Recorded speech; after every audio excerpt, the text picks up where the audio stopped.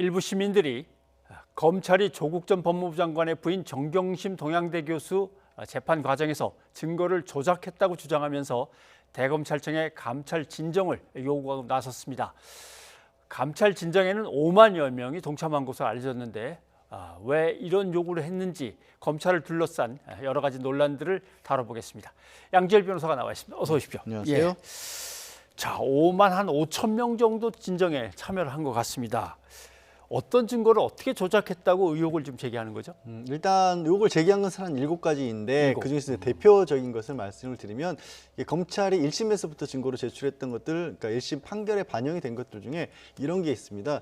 표창장을 정경심 교수가 본인의 방배동 자택에서 위조를 했다라고 이제 그렇게 판결이 나오는데 그 근거로 검찰이 냈던 게 IP, 그러니까 일종의 뭐 주소 비슷한 거라고 비유를 해서 하자면 그런 겁니다. 일정한 기간 동안 같은 IP가 쭉 사용이 됐기 때문에 그러면 계속해서 이 본인의 방배동 자택에 컴퓨터가 있었고 그 컴퓨터를 이용을 해서 위조한 것 같다 이렇게 얘기를 했는데 지금 2심 항소심에 들어와서 변호인단이 직접 이거를 점검을 해보니까 그 IP가 다른 IP도 중간에 들어있었다는 겁니다. 그러니까 이게 무슨 얘기냐면 한 곳에만 그 컴퓨터가 머물러 있었던 게 아니고 다른 곳에도 갔었다라는 거니까 이거를 전제로 한 곳에 계속 머물러 있는 것을 전제로 해서 이 IP가 방배동 자택에 있었을 때 사용된 걸 입증한다라는 게 좀 틀릴 수 있다는 거고요. 또 한 가지 이제 주목할 만한 부분이 뭐냐면 주로 이 사용한 시간을 보니까 뭐 밤 늦게부터 새벽 시간대까지 한밤중 아니냐? 사용을 했으니까 그러니까 이거는 집에서 쓰지 않았으면 누가 이렇게 쓸 수 있었겠느냐라고 이 접속한 기록을 시간대를 내놓은 기록이 있는데 그게 뭐냐면 그러니까 이 정경심 교수나 누군가가 그 컴퓨터를 이용한 시각이 아니라 우리 이제 뉴스 포털 사이트에서 뉴스를 봐도 뉴스의 최종 입력 시간이라고 나오는 게 있습니다. 그러니까 본 사람이 본 시간이 아니라 이거를 이 인터넷에 올린 사람이 올린 시간이 자료가 올라간 그 자료가 올라간 시간이기 때문에 그게 새벽에 올라간 거하고 새벽에 본 거랑 완전히 다르지 않습니까? 그러니까 그걸 근거로 해서 새벽 시간대에 썼기 때문에 자택에서 쓴 것이다라고 한 그런 판결은 잘못된 것이다. 그런데 이제 오늘 고발한 감찰을 주장한 이유는 검찰이 이걸 알면서도 일부러 한 게 아니냐라는 그런 의혹을 제기를 한 겁니다. 검찰이 이런 내용들을 알면서도 다 조금씩 짜맞추기를 한 거 아니냐 그런 얘기가 되는군요. 뭐 이것이 임의로 제출된 거다라고 하는 거는 강제로 이렇게 종료된 흔적을 봐도 1심 재판부에서는 검찰이 이건 압수수색 제대로 한 거다라고 봤던 것 같은데요. 그런 부분 역시도 지금 다투고 있는 부분이 있습니다. 그러니까 어떤 말씀이냐면 이제 그 컴퓨터, 종양대에 쓰던 컴퓨터를 압수수색하는 과정에서 1심에서부터 이 변호인단이 주장했던 것은 이거는 이 컴퓨터 자체를 쓰는 게 아니라 그 안에 들어있는 자료를 사실은 보는 거 아니겠습니까? 그런데 그 동양대의 조교가 그걸 관리할 권한도 없는데 그걸 그냥 임의 제출을 받았다고 해서 검찰이 가져간 거기 때문에 압수수색이 잘못된 거다라고 주장을 했는데 검찰에서는 어떤 얘기를 하냐면 거기서 보려고 했는데 컴퓨터가 갑자기 꺼져버리는 바람에 어쩔 수 없이 우리가 들고 갔다라고 얘기를 했던 거고 그리고 그게 이제 1심 법원에서도 받아들였던 거거든요. 그건 역시도 이번에 이제 변호인단이 점검을 해보니까 그렇게 비정상적으로 그러니까 갑자기 꺼진 기록이 없다. 그러니 이것도 혹시 검찰이 거짓말한 거 아니냐라고 또 주장을 하고 있는 겁니다. 검찰 얘기는 혐의점들은 물론이고 혐의와 관련된 증거물들도 1심 재판부가 다 검증을 해갖고 판결을 내린 건데 왜 이제 와서 이러느냐라고 이제 얘기는 하거든요. 그렇습니다. 검찰에서는 또 어떻게 반박을 하냐면 그 내부의 컴퓨터에 정경심 교수나 가족들이 아니면 사용하지 않았을 만한 내용들이 다 있었다라는 겁니다. 그걸 누가 썼길래 그러면 그런 기록들이 그 컴퓨터에 그 시간대에 있었겠냐라는 거고 또 한번 이 검찰 내부의 포렌식 전문가에서 또 검증이 된 부분들을 법원에서 받아들였다라는 건데요. 다만 여기서 또 이제 그 어떤 얘기를 하냐면 변호인단은 그 1심 판결을 내렸을 때는 최종적인 검찰에서 그 컴퓨터와 관련된 포렌식 자료를 변론 종결 끝나기 전에 재판 말미에야 줬기 때문에 그 의미가 어떤 건지를 모르고 있었다. 그런데 이번에 새롭게 검찰이 이용한 프로그램을 이용해서 검찰에 준 자료를 다시 한번 점검을 해봤더니 이런 부분들이 항소심에서 우리가 발견을 한 것이다라고 또 공방을 하고 있는 겁니다.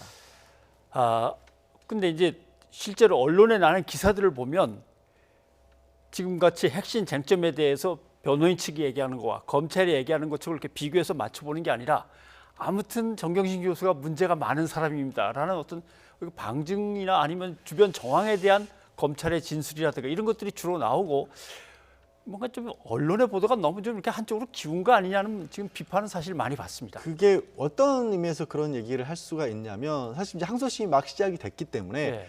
검찰에서는 이 자신들이 주장하는 공소사실에 관한 내용들을 새롭게 법원에 주장을 하는 단계입니다. 그러니까 그런 검찰의 주장들이 나오는데 거기에 좀 눈에 띄는 부분들이 뭐냐면 이 정경심 교수에 관련된 재판에서 검찰에서는 이걸 권력형 비리라고 주장을 했는데 권력형 실제 공소장에 들어간 내용을 보더라도 권력형 비리라고 떠올릴 수 있는 건 생각해 볼 수 있는 게 첫 번째 뇌물. 아니면 청와대라든가 아니면 다른 고위공직자로서 그 공직에 있기 때문에 알 수 있는 정보를 이용을 했다거나 누군가가 그걸 알려줬다는 건데 그런 내용들이 사실은 검찰의 공소장 내용에도 없거든요. 그러니까 예. 1심, 항소심 판결에도 그런 내용으로 재판 받아서 판결받은 게 없습니다. 그러니 검찰이 이게 권력형 비리다. 심지어 최근에 뭐 논란이 되고 있는 LH 사태와도 비교를 해서 이렇게 전형적인 비리라고 얘기를 하는데 어떤 내용 때문에 그런 것인지가 사실 안 나오는 겁니다. 그러니까 언론에서도 그 검찰이 그렇게 주장을 하더라도 이게 공소장 말씀드린 것처럼 들어가 있지 않은 내용이 얘기를 하면 예. 그러면 검찰은 왜 이런 부분을 주장하는 거를 추가적으로 취재를 해서 뭐 덧붙여서 쓰거든가 아니면 여기에 대해서 아직은 뭐 다 반론이 나온 건 아니지만 정경심 교수 측의 변호인단에 그 부분에서 어떻게 얘기하는 것을 좀 반론을 주면 이게 어떻게 보면 객관적으로 균형을 맞춘 것처럼 보이는데 말씀드린 것처럼 이제 다시 재판 시작 단계에서 검찰이 법정에서 우리는 이렇게 본다라고 얘기한 걸 따옴표를 따서 그대로 다 그대로 옮기니까 가고. 예. 보는 사람 입장에서는 깊게 보지 않으면 저렇게 LH 사태와 비교될 만한 상황이구나라고 그냥 인식할 수도 있거든요. 그런 네. 부분들이 좀 말씀하신 것처럼 한쪽이 치우친 게 아니냐 지적을 할 수 있는 거죠. 그렇다고 쳐도 이런저런 증거나 의혹들은 법정에서 판사한테 들이밀어야지 밖에서 이렇게 프레카드 펴들고서 다들 얘기를 하는 거는 좀 애매하지 않습니까?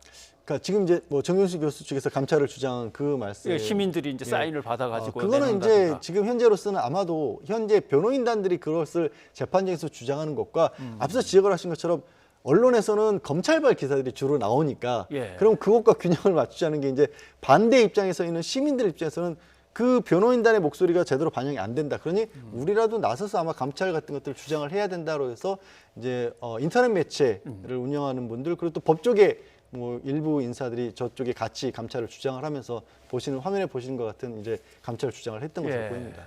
그렇군요. 그런데 묘하게도 윤석열 전 검찰총장의 장모와 관련된 재판도 지금 진행이 되고 있습니다. 거기에서 이제 검찰이 수사를 해가지고 장모 최 씨가 아무래도 이런 문제점이 있습니다라고 공소장에 집어넣어서 재판이 벌어지는데 거기서는 또 검찰의 얘기를 받아쓰는 게 아니라 장모 최 씨의 반박이나 해명만 또 언론이 받아쓴다. 이런 문제가 생겼단 말이죠. 그러니까 그게 참 희한한 게 어차피 이제 검찰에 출입해서 기사를 쓰는 기자분들은 같을 텐데 예. 말씀하신 것처럼 조금 전에 이제 정경심 교수와 관련된 부분은 검찰의 주장이 거의 다 따옴표를 따서 보도가 됐습니다. 그런데 지금 윤석열 전 총장의 장모 같은 경우 사기 혐의죠. 그러니까 의료인이 아닌데도 불구하고 병원을 개설하는데 투자를 해서 예. 그러면 병원이 운영하기 위해서는 이제 국가에서 지원금이 나갈 거 아니겠습니까? 요양급여비 뭐 이런 것들. 그거를 이제 수급한 게 사기다라는 건데 그 대목에 있어서는 장모 측의 입장이 다 제목으로 뽑혀서 나가거든요. 그러니까 한쪽은 검찰 측의 주장이 다 제목으로 나가고 보도가 됐었는데 윤석열 전 총장 관련된 부분은 또 검찰 측 얘기가 아니라 변호인과 관련 변호인의 주장이 또 다 제목으로 나간다는 게 어떻게 이게 같은 검찰발 기사인데 이렇게 차이가 날까라는 생각이 들 수밖에 없는 거죠. 글쎄 제가 대답을 해야 되는 건지는 모르겠습니다만 기자 입장에서 보면은 이 기사를 쓸 때 마침 다른 큰 사건들이 많으면 중요한 기사이지만 좀 밀릴 수도 있고 그때그때 상황에 따라 차이는 있습니다만은 근데 이번에 윤석열 전 검찰총장의 장모 최 씨에 관련돼서 나온 사실들은 새롭게 공판에서 새롭게 등장한 것들이거든요. 그러니까 그런 나름대로 것들도- 뉴스 가치는 꽤 있는데 그러나 별로 그렇게 안 나온 건 사실입니다. 뭐 기사를 꼼꼼하게 읽어보면 반영이 되긴 합니다만 네. 이제 뭐 꼼꼼하게 그렇게 다들 읽어야 그렇죠. 하는 것만은 아니니까 그런 예. 문제가 있고요. 말씀하신 부분들은 어떤 거냐면 이제 병원을 설립 운영에 관여하지 않았다라고 부인을 하고 있는데 예, 한 그랬죠. 17억 원 가량을 대출을 받아서 병원에 이 설립 작업으로 제공을 했다. 운영 관여한 적이 없다라고 예. 했는데 17억 원 대출 받아서 병원에 예, 그리고 또 병원의 그 직원 급여 명목으로도 한 3억 원 가량을 또 전달을 했다라는 부분들이 주장이 됐거든요. 그러면 관련한 바가 전혀 없는데 왜 이렇게 많은 금원을 지금 병원 설립하는데 제공을 했느냐 이런 부분이 굉장히 당연히 문제를 제기할 수밖에 없는데 그 부분은 거의 뭐 크게 눈에 띄게는 반영이 안 되는 것 같습니다. 알겠습니다. 그런데 장모 최 씨에 대해서 수사를 진행한 곳은 또 서울중앙지검 이성윤 검사장이 이제 책임지고 있는 부서라 이것을 뭐 어떻게 정치적으로 뭐 해석해야 되는 건지는 모르겠습니다만 일단은 재판이 진행되는 대로 언론은 양쪽에 균형 있게 다루면서 사실을 국민들한테 전달해서 판단을 돕도록 해야 되는 것은 분명한 것 같습니다. 예, 양진일 의원 고맙습니다. 네, 고맙습니다.